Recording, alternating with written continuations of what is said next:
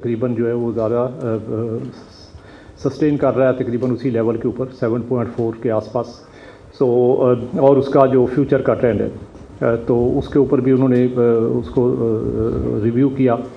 और इसके अलावा जो हमारा फॉरवर्ड लुकिंग इन्फ्लेशन जो कि पहले भी हमने पिछले कुछ मीटिंग्स के दौरान जो है वो पॉलिसी स्टेटमेंट्स में बताया है कि ये जो सेकंड हाफ है इसके कुछ महीनों में इन्फ्लेशन जो है वो हमारा जो अपर बैंड है, जो कि आपको पता है कि हमारा टारगेट बैंड जो है वो 5 to 7% है। तो अपर बैंड का मतलब ये है कि 7% से ऊपर। तो कुछ महीने ऐसे आएंगे इसमें सेकंड हाफ के जिसमें कि ये 7% से ऊपर जाएगा और फिर उसके बाद कुछ देर इस लेवल पे ऊपर रहने के बाद फिर आहिस्ता आहिस्ता फिर नीचे आना शुरू होगा। तो इस चीज़ का भी उन्होंने ज़्यादा लिया और ख़ासकर जो है वो जून एंड के ऊपर जो है वो ये तकरीबन अपने पीक की तरफ चला जाएगा। तो ये जो कमिंग जून है तो उसको भी रिव्यू किया इस पोजीशन को। और इसके साथ एक्सटर्नल अकाउंट में हमारे जो डेवलपमेंट्स हैं उसको उन्होंने देखा। ख़ासकर आपने देखा होगा कि इंपोर्ट्स के ऊपर थोड़ा सा राइजिंग ट्रेंड है और एक्सपोर्ट्स हमारी जो है वो स्टेगनेंट हैं और बल्कि उसमें कुछ इस साल में रिडक्शन नज़र आ रही है। और लेकिन अच्छी चीज़ ये है कि रेमिटेंसेस के लेवल बहुत अच्छे हैं और रेमिटेंसेस में ग्रेजुअल जो है वो इम्प्रूवमेंट आ रही है। और साथ में हमने ग्रोथ का जो है वो जीडीपी ग्रोथ जो माशी हमारी नमू है उसके ऊपर भी डिटेल में डिस्कशन किया। और उससे रिलेटेड मैं आपको जो हमारी जो असेसमेंट है ये भी अभी बताऊंगा। लेकिन इन सब चीज़ों को देखने के बाद और हमारे करंट लेवल ऑफ रिजर्व्स और उसका राइजिंग ट्रेंड ये सब भी कमेटी ने रिव्यू किया। तो उसके बाद ये उन्होंने फैसला किया कि इस मीटिंग में इसको स्टेटस को मेंटेन किया जाए। तो ये तो एक मेजर जो डिसीजन था जो मैंने आपसे शेयर किया और उससे रिलेटेड जो कुछ रीजंस थी ब्रॉडली वो बताई। कुछ डिटेल में रीजंस जो है वो हमारी स्टेटमेंट के अंदर जो है मॉनेटरी पॉलिसी स्टेटमेंट जो अभी इशू होगी उसके अंदर भी हमने एक्सप्लेन की हैं, तो अभी आपको थोड़ी देर में मिल जाएगी। जो दूसरा एक बहुत इम्पॉर्टेंट डिसीजन स्टेट बैंक ने किया आज,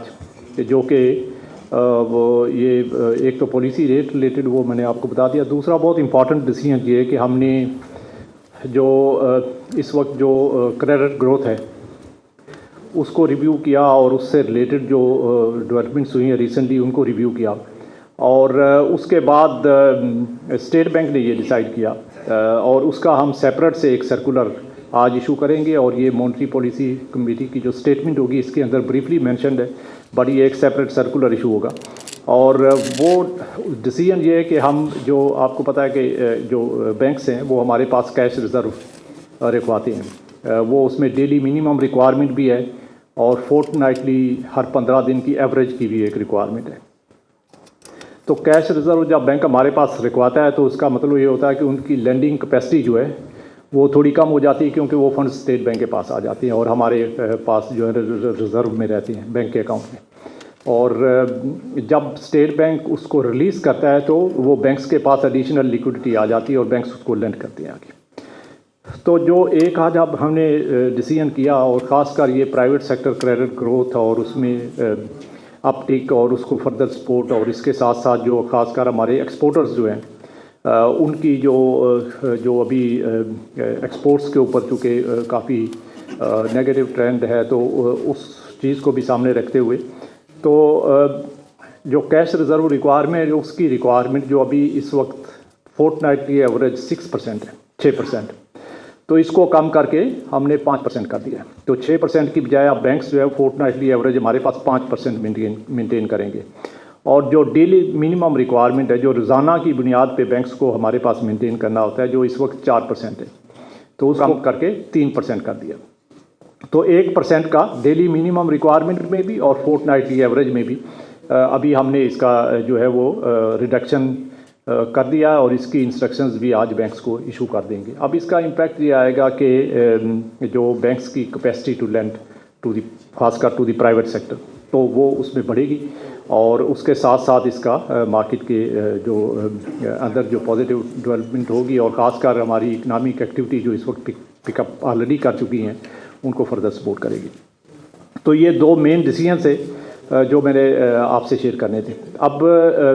कुछ आपको पता है कि जब भी हम प्रेस कॉन्फ्रेंस करते हैं 6 मंथली, तो हम आपके साथ जो है वो स्टेट बैंक की आउटलुक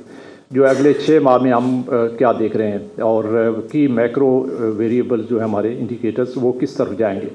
तो उसके ऊपर हम अपना व्यू जो है वो आपके साथ शेयर करते हैं, जो कि आज हमने कमेटी को भी प्रेजेंट किया और आपके साथ भी शेयर कर लेते हैं। लास्ट टाइम अगर आपको याद हो तो जब हमने जुलाई के अंदर जो प्रेस कॉन्फ्रेंस की थी तो उसमें पूरे साल का रिव्यू आपको दिया था। अब मैं उसका अपडेट जो है वो, क्योंकि 6 माह गुजर गए हैं और उसमें बहुत सारी डेवलपमेंट्स हुई हैं, तो अब मैं उसका अपडेट वो आपके सामने रखूँगा। और इसके साथ ही साथ लेकिन जो और इकनॉमिक डेवलपमेंट्स हो रही हैं कुछ, वो भी थोड़ी आपके साथ शेयर करूँगा। तो जो हमारी जो असेसमेंट है प्रोजेक्शंस के ऊपर फॉर नेक्स्ट 6 मंथ, इस साल का पूरे का, इन अदर वर्ड्स मुझे ये कहना चाहिए कि इस साल का पूरे का जो फॉर इंस्टेंस जो इन्फ्लेशन है वो किधर जाएगा, जो हमारा करंट अकाउंट डेफिसिट है उसका क्या लेवल होगा, और जो हमारी ग्रोथ है खासकर उसके ऊपर क्या इम्पैक्ट होगा, और हमारे रिजर्व्स का लेवल क्या होगा। तो सबसे पहले इन्फ्लेशन की बात कर लेते हैं, जो कि हमने मॉनेटरी पॉलिसी के अंदर भी दिया है कि इन्फ्लेशन की हमारी आउटलुक जो है वो अभी भी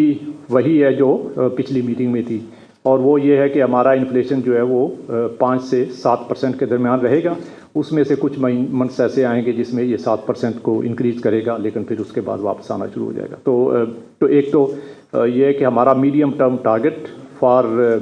करंट फिस्कल ईयर जो कि माली साल 2026 है, और अगला माली साल जो कि माली साल 2027 है। इन दोनों सालों में इस वक्त हमारी असेसमेंट ये है कि हमारा इन्फ्लेशन, महंगाई का जो लेवल है वो हमारे जो रेंज हमने दी हुई है 5 से 7% की, उसके दरमियान ही रहेगा। जो दूसरा की असेसमेंट नॉर्मली हम करते हैं वो है करंट अकाउंट का। तो करंट अकाउंट में अगर आपको याद हो तो पिछले जुलाई में हमने कहा था कि ये 0 से 1% के दरमियान इस साल में रहेगा। तो उसके बाद से आपने देखा कि इंपोर्ट्स के ऊपर इंक्रीज़ आया है। हमारे इंपोर्ट्स जो हैं वो ओवरऑल जो है वो उसमें पहले हाफ में कोई 12% के करीब इजाफा हुआ है, और ओवरऑल हम समझते हैं कि इस साल जो है तकरीबन 8% का पूरे साल का उसमें इजाफा होगा। और इसके साथ साथ एक्सपोर्ट्स जो हैं वो इस साल जो है वो तकरीबन 6% से कम होने के चांसेस हैं अभी तक इस वक्त जो असेसमेंट है। तो इसको इनकॉर्पोरेट करते हुए और साथ में रेमिटेंसेस का चूँकि ग्रोइंग ट्रेंड है तो उसमें जो बेहतरी आ रही है उसको भी देखते हुए, और जो हमारे नेट इनफ्लोस प्राइवेट सेक्टर में आ रहे हैं उन सब चीज़ों को अकाउंट फॉर करने के बाद हमारा ख्याल ये है कि इस वक्त भी हमारा करंट अकाउंट डेफिसिट जो है वो 0 to 1% रहेगा। लेकिन उसमें ज़्यादा अमकान ये है क्योंकि अभी हम कुछ गवर्नमेंट के एंड पे, कुछ स्टेट बैंक के एंड पे भी कुछ और स्टेप्स भी ले रहे हैं, तो उनका इम्पेक्ट जब सामने आएगा तो उसके बाद इसमें टूवर्ड्स द लोअर हाफ जो है वो रहेगा। लेकिन अभी हमने रेंज इंटैक्ट रखी है 0 to 1%। जो तीसरी बहुत इंपॉर्टेंट डेवलपमेंट है वो है हमारा जीडीपी ग्रोथ। तो जीडीपी ग्रोथ के ऊपर, और इसमें आपने बहुत सारा देखा होगा कि आप में से बहुत सारे जो मीडिया में कमेंट्री भी आती रहती है,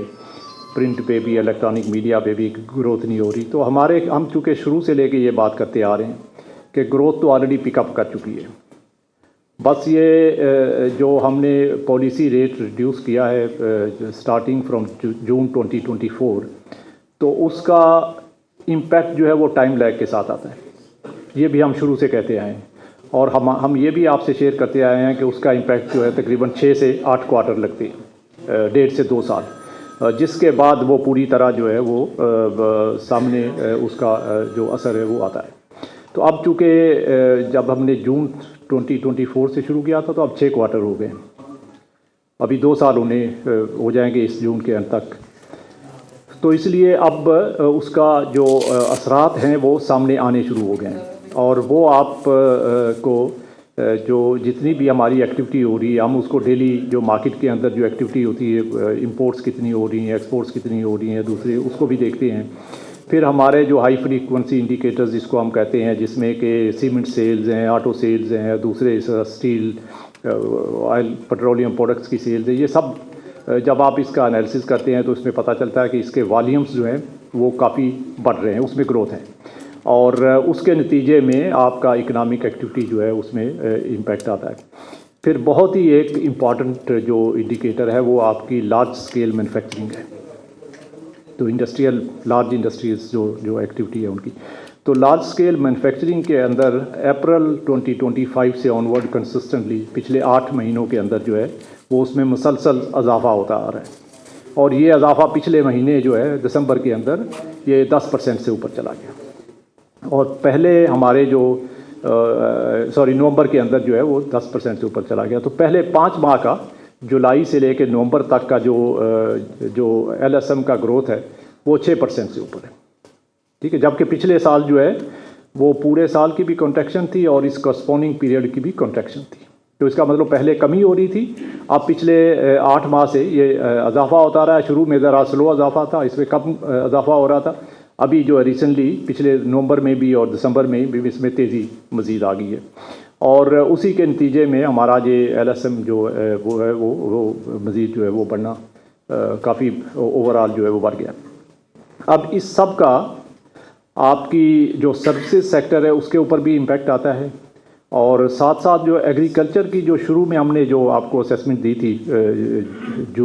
जुलाई के अंदर, और ख़ासकर पिछली जो उसके बाद 1-2 जो मॉनेटरी पॉलिसी कमेटी की मीटिंग उसमें दी थी, उसमें हमारा ख्याल यह था कि फ्लड्स का ज़्यादा इम्पैक्ट आएगा, लेकिन फ्लड्स का चूँकि इम्पैक्ट कंटेंट रहा है, और चूँकि हमारी एग्री आउटपुट जो है वो अब बेहतर इस साल में होती नज़र आ रही है। आप उसकी वीट की कल्टीवेशन का एरिया कल्टीवेटेड जो उसको देख लें, आपके जो राइस की जो प्रोडक्शन है, जो एस्टीमेट्स अभी तक आ रहे हैं उसको देख लें, जो गंदम की प्रोडक्शन होगी उसको देख लें, आपके जो मेज़ के जो है वो देख लें, आपकी जो कॉटन है वो, ये सब क्रॉप्स जो हैं वो अब उसमें बेहतर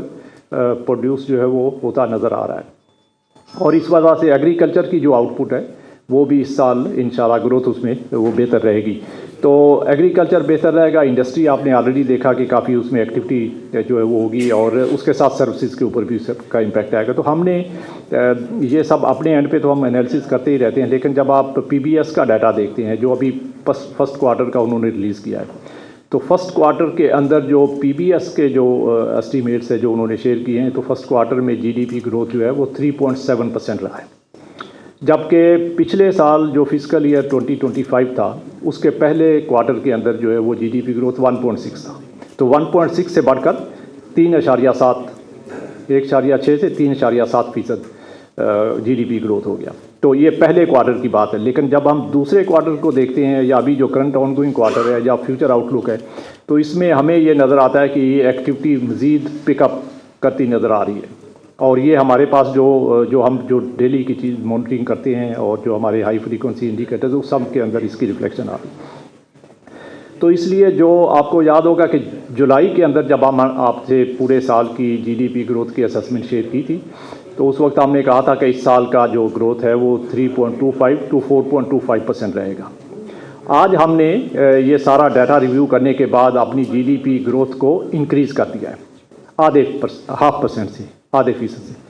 तो इसका मतलब ये अब हमने जो रिवाइज्ड हमारा एस्टीमेट है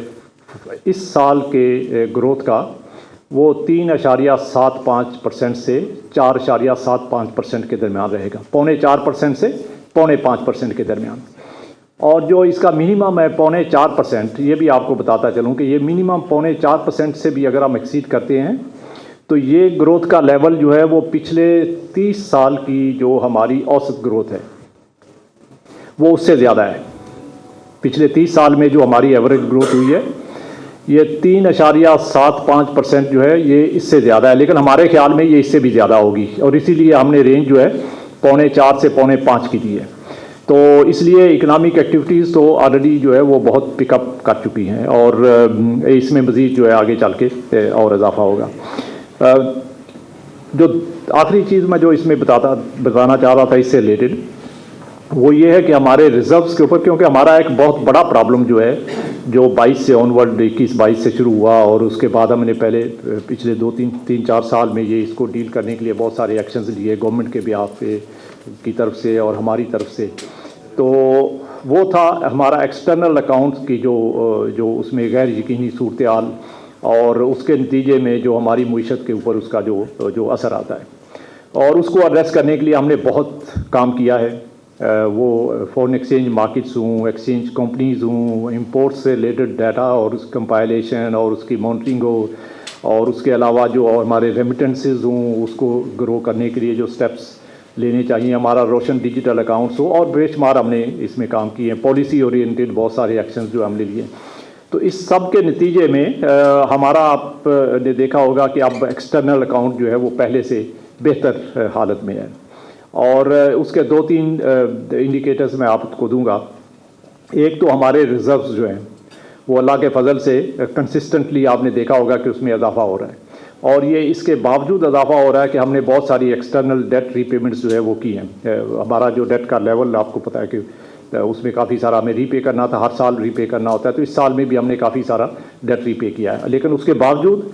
हमारे रिज़र्व्स में मुसलसल इजाफा हो रहा है। अभी हमारे रिज़र्व जो है वो $16.1 बिलियन है। हमने दिसंबर का टारगेट जो कि आपसे हमने जुलाई में शेयर किया था कि जुलाई में हमने कहा था कि हमारे रिज़र्व जो है वो $15.5 बिलियन होंगे दिसंबर तक,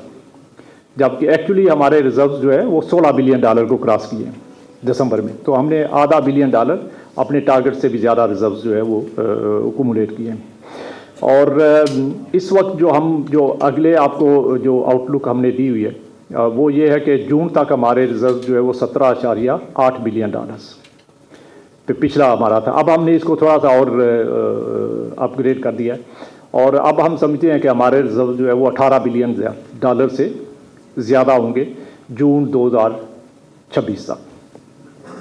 तो लेकिन इसके साथ साथ और जो बहुत अच्छी जो चीज़ें हुई हैं वो ये कि एक तो हमारी आपको पता है ये स्टेट बैंक की जो फॉरवर्ड लायबिलिटीज़ हैं वो भी हमारी लायबिलिटी होती है, जो कि हमें रिज़र्व से पे करनी होती है, और इसका लेवल 2-3 साल पहले बहुत बड़ा हुआ था। उस वक्त आपको याद हो तो ये क्लोज टू $6 बिलियन जो है, $6 अरब के करीब हमने स्टेट बैंक ने मार्केट को पे करने थे। हम इसको भी साथ साथ कम करते आए हैं, और इस वक्त हमारी जो फॉरवर्ड लायबिलिटीज़ हैं वो $2 बिलियन से नीचे आ गई है। तो $4 बिलियन का हमने यहाँ पे अपनी लायबिलिटीज़ जो है वो कम की हैं। अगर हम ये ना करते तो हमारे रिज़र्व इस वक्त $20 बिलियन से ज़्यादा ऊपर होते। तो लेकिन हमने ग्रेजुअली जो है वो अपनी लायबिलिटीज़ को भी कम किया है, ताकि हमारा जो वो एक रिस्क है वहाँ पे उसको हम मैनेज करें, लेकिन साथ रिज़र्व्स को भी लाभ भी किया है, और इसलिए हमारे अब रिज़र्व जो है वो 16.1 है। इंशाल्लाह जून तक ये 18 बिलियन से ऊपर होंगे। एक मैं आपको और इससे रिलेटेड बहुत ही अहम डेवलपमेंट जो है वो बताता हूँ कि हमारे मुल्क की तारीख के अंदर कभी भी स्टेट बैंक के रिज़र्व्स जो है जो हाईएस्ट लेवल पे रहे हैं किसी भी वक्त, वो 20